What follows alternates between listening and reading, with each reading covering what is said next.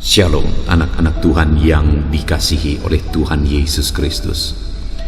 Saat ini adakah saudara yang rindu memahami masa depan? Saudara rindu memahami apa yang akan terjadi ke depan? Apa yang Tuhan rencanakan dalam kehidupanku?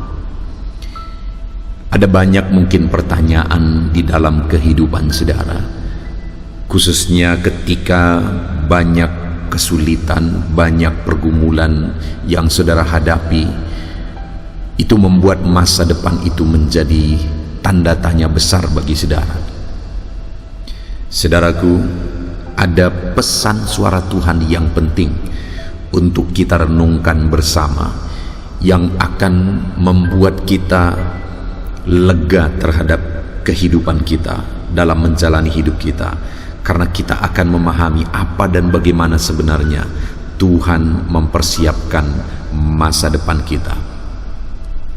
Pesan suara Tuhan bagi setiap kita di dalam video ini saudara adalah Kejadian pasal 45 ayat yang kelima. Demikian firman Tuhan. Tetapi sekarang janganlah bersusah hati dan janganlah menyesali diri karena kamu menjual aku ke sini. Sebab untuk memelihara kehidupanlah Allah menyuruh aku mendahului kamu. Saudara, ini adalah kalimat Yusuf. Dan di dalam kata-kata Yusuf ini, dia mengatakan bahwa untuk memelihara kehidupanlah Allah menyuruh aku mendahului kamu. Kita tahu kisah kehidupan Yusuf, di mana Yusuf ini pernah dimasukkan ke dalam sumur oleh abang-abangnya, dan kemudian Yusuf ini dijual oleh abang-abangnya. Yusuf juga pernah difitnah oleh istri Potifar. Yusuf pernah masuk penjara. Artinya kalau kita lihat perjalanan kehidupan Yusuf, itu sesuatu yang luar biasa, tantangan yang dia hadapi. Luar biasa berat pergumulan yang dia hadapi dalam perjalanan hidupnya. Dan semua tantangan pergumulan yang dia hadapi itu saudara mengantarkan Yusuf pada akhirnya sampai di Mesir. Dan singkat cerita, kita semua tahu bagaimana Yusuf pada akhirnya menjadi Perdana Menteri di Mesir. Dan melalui Yusuflah bencana kelaparan pada waktu itu bisa ditangani, sehingga manusia di bumi bisa punya bekal pada saat mengalami bencana kelaparan. Dalam semua tantangan itu saudara, Yusuf membahasakannya, sebab untuk memelihara kehidupanlah Allah menyuruh aku mendahului kamu ke sini. Saudara, luar biasa. Yusuf sadar betul dan membahasakan semua tantangan yang dia alami, perjalanan hidupnya yang begitu berat, mulai dia dijual oleh abang-abangnya, akhirnya dia ada di rumah Potifar, dan kemudian di sana dia difitnah, masuk penjara. Yusuf menyebut itu semua sebagai Tuhan menyuruh. Artinya Yusuf tahu bahwa itu bagian dari prosesnya Tuhan. Itu bagian dari rencana Tuhan. Tuhan yang mengatur itu semua. Tuhan yang mempersiapkan itu semua. Itulah yang dipahami oleh Yusuf. Dan itulah yang dia bahasakan kepada abang-abangnya saat Yusuf sudah sukses di Mesir dan abang-abangnya datang. Saudara, kalau kita bayangkan bagaimana Yusuf begitu menderita oleh karena abang-abangnya menjual dia.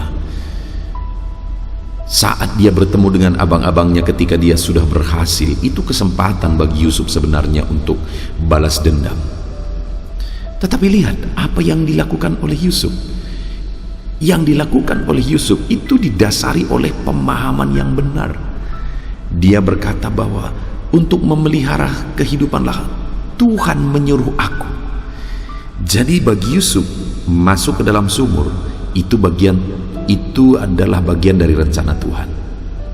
Dijual sebagai budak kepada Potifar itu bagian dari rencana Tuhan. Difitnah oleh istri Potifar itu bagian dari rencana Tuhan. Masuk dalam penjara dan semua proses yang terjadi dalam penjara itu bagian dari rencana Tuhan. Bahkan sampai akhirnya dia menjadi Perdana Menteri dan kemudian dia selamatkan manusia dari kelaparan pada waktu itu. Jadi Yusuf sadar betul bahwa semua proses itu adalah bagian dari rencana Tuhan. Itu sebabnya ketika terjadi kelaparan dan abang-abangnya datang, Yusuf berkata, Tuhanlah yang menyuruh aku. Saudara, kalau kita renungkan betapa berat proses yang dihadapi oleh Yusuf, dia tidak akan sanggup. Dia anak yang masih muda, anak muda yang masih sangat muda pada waktu itu, dijual oleh abang-abangnya. Itu proses yang sangat berat, itu proses yang sangat sulit. Tetapi luar biasanya Yusuf kuat menghadapi semua prosesnya. Yusuf tetap melangkah sesuai dengan kehendak Tuhan. Tidak ada tercatat di dalam Alkitab Yusuf protes terhadap proses yang dia alami. Tidak ada. Tidak ada tercatat dalam Alkitab bahwa Yusuf marah atau Yusuf protes sama Tuhan. Tidak ada, saudara. Yang ada adalah Yusuf berkata bahwa ini semua karena Tuhan menyuruh aku mendahului kamu ke sini. Atau dengan bahasa lain, Yusuf mengatakan ini semua bagian dari rencana Tuhan supaya aku bisa menyelamatkan manusia di bumi pada masa kelaparan ini. Wow, kenapa Yusuf begitu kuat menjalani semua prosesnya, saudara? Karena dia sadar itu proses Tuhan untuk dia pada akhirnya sampai kepada rencana Tuhan. Karena memang dari awal dia sudah punya mimpi bahwa dia akan jadi pemimpin. Bahkan keluarganya juga datang menyembah dia. Dan dia hidupi mimpi itu. Dan kemudian pada akhirnya dia meraih mimpi itu menjadi kenyataan. Hanya masalahnya tidak segampang itu, saudara. Prosesnya tidak segampang itu. Tapi Yusuf kuat menghadapi semua proses itu. Kenapa, saudara? Karena Yusuf tahu bahwa untuk meraih sebuah mimpi dia harus siap menjalani semua prosesnya. Untuk meraih sebuah mimpi, tantangan, persoalan, pergumulan di perjalanan, itu semua adalah bagian dari proses Tuhan. Hari ini, saudara, apa yang sedang saudara alami? Adakah di depan sana mimpi yang rindu saudara capai? Adakah di depan sana sebuah mimpi yang saudara rindu raih dalam kehidupan saudara? Apakah saudara merindukan perkara besar Tuhan kerjakan dalam hidup saudara di masa depan? Mimpi itu bisa menjadi kenyataan dan seharusnya menjadi kenyataan, saudara. Yang menjadi masalahnya sekarang adalah bagaimana saudara menjalani prosesnya sampai saudara meraih mimpi itu. Bagaimana saudara menjalani prosesnya sampai mimpi saudara tergenapi. Ada banyak tantangan yang mungkin harus saudara jalani. Apakah saudara bisa memahami itu bagian dari proses? Ada banyak masalah, persoalan, pergumulan yang Tuhan izinkan saudara alami. Apakah saudara bisa memahami itu merupakan bagian dari proses? Yusuf bisa, saudara, sehingga dia kuat menjalaninya dan akhirnya dia meraih mimpi. Dan kalau saya dan saudara siap menjalani proses itu, kuat menjalani proses itu, pada akhirnya juga kita akan meraih mimpi yang Tuhan telah taruh dalam kita. Karena Yusuf kuat menjalani prosesnya, karena Yusuf sadar akan rencana Tuhan bagi dia, saudara, itu yang membuat dia menjalani semuanya dengan cara yang benar. Itu sebabnya, saudara, saat ada godaan, Yusuf tidak tergoda, karena ada mimpi di masa depan yang harus dia raih. Saat ada hal yang menggiurkan, yang bisa menguntungkan secara logis, tetapi Yusuf tidak mau, karena ada mimpi yang harus dia raih, dan untuk meraih mimpi itu dia tetap harus berjalan di jalannya Tuhan. Untuk meraih mimpi itu dia tetap harus melangkah dalam kebenaran, dalam kekudusan, karena dia tahu di sana ada mimpi yang besar.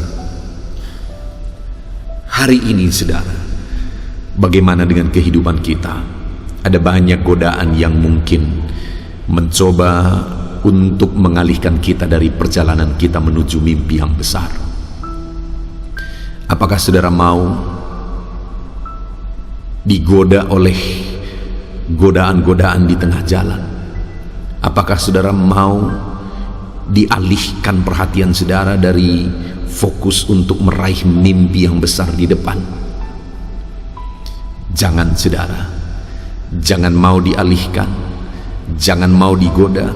Tetap melangkah dalam kebenaran. Sekalipun ketika kita melangkah dalam kebenaran, kita harus mengalami kesulitan.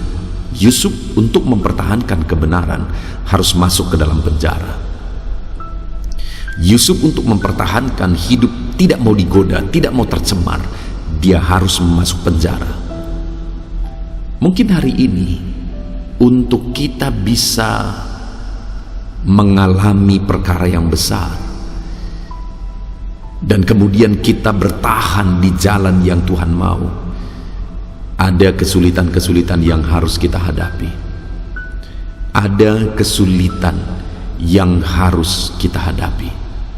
Tapi dalam semua kesulitan itu, mari memiliki pemahaman seperti Yusuf. Aku tidak akan mau digoda, aku tidak mau tercemar, aku tidak mau jatuh, aku tidak mau lemah, aku tidak mau fokusku teralihkan. Aku mau meraih mimpi di masa depan, dan aku tidak mau digoda.